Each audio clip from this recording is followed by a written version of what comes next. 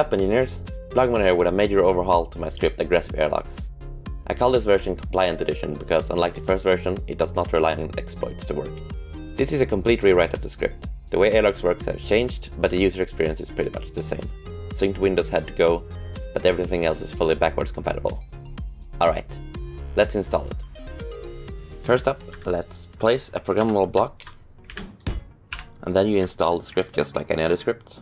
Press Edit, Browse Workshop, double click the script, check code, remember and exit, and that's it. It's now running. Next, let's place a regular door. This is a door. It will close itself once the script knows about it, so let's tell it about it. You type update in this argument field and press run. The door closed, as you might have seen. If we open it again, it will stay open for a second and close. If you want to change this timing, you can do so in the settings. Enter the programmable block, click custom data, and here's all the settings.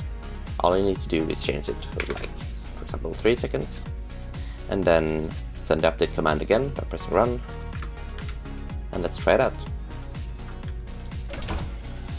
1 Mississippi, 2 Mississippi, 3 Mississippi, and there we go. Next, the tiny airlock. This one is, as the name implies, a very small airlock. It's just 2 blocks, 2 doors back to back, and that's it, you built it. Now just tell the script you change something, and there we go, 1 tiny airlock. You can build as many as you want, of course, it's the same setup for all of them. And using them is, well, like a regular door. You open the door, step inside, it will close, and then open the other one. As simple as that.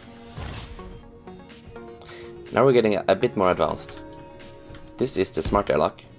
It's smart, well, it's called smart because it can auto-detect one that exists. You don't need any special naming or groups or anything.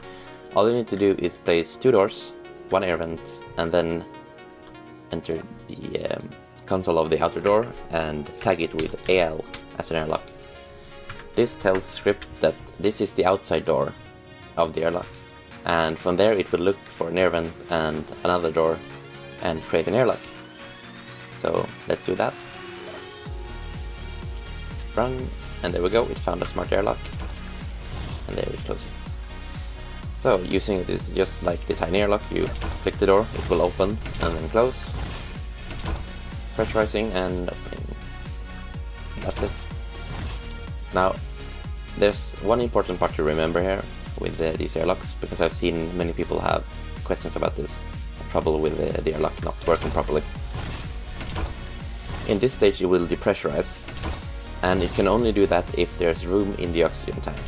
And you can see here I have an oxygen tank with room, and it's not connected to the oxygen generator at all. This means that it will never fill up fully and not work anymore, basically. Let me show you what happens. So if we put this one there, it will quickly fill up the oxygen tank. Alright. And now going in is no problem still, because we do have oxygen. That's kind of the problem, too much oxygen. Alright, so let's go the other way. Now it will try to depressurize, but it won't be able to. So it will try for a little bit, and when it's concluded that no, it's not possible to depressurize, it will unlock the doors again, as you can see they're green, and it marked this air vent. Also, if we go and check the programmable block, we can see this little message down here. 1 airlock can't depressurize. Make sure you have room for more oxygen in your tanks. And well, that's the problem. So let's fix it. Let's remove any connection to an oxygen generator, and then we need to vent the tank somehow. I find it's easiest to turn off the script and then open the doors,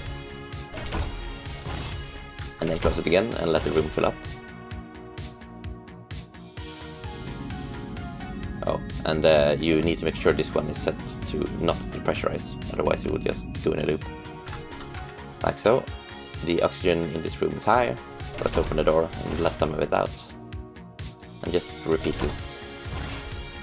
Yeah, I don't know, one more time. Should be enough. There we go. Now, let's turn on the script again.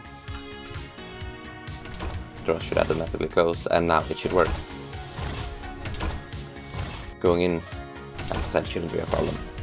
It's the going out that's interesting. Let's see.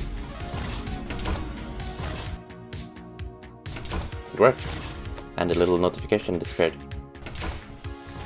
as you can see. So, what if you want a bit bigger airlock, with more doors and maybe even hangar doors?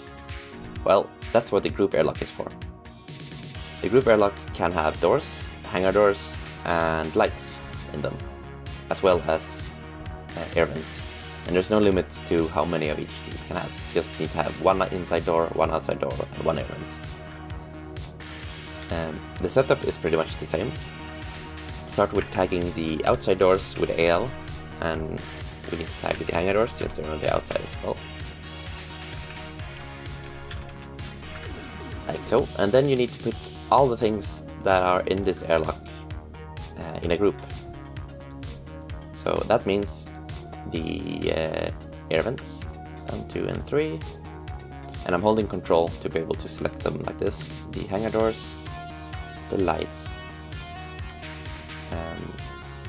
and these doors, as well as the spotlight.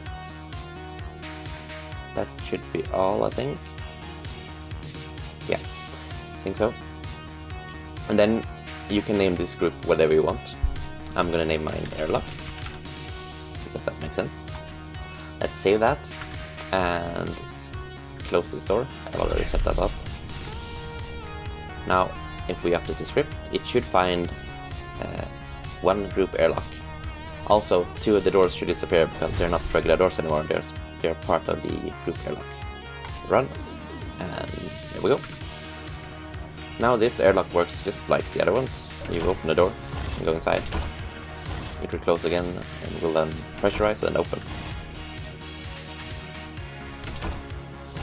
And now if we go outside,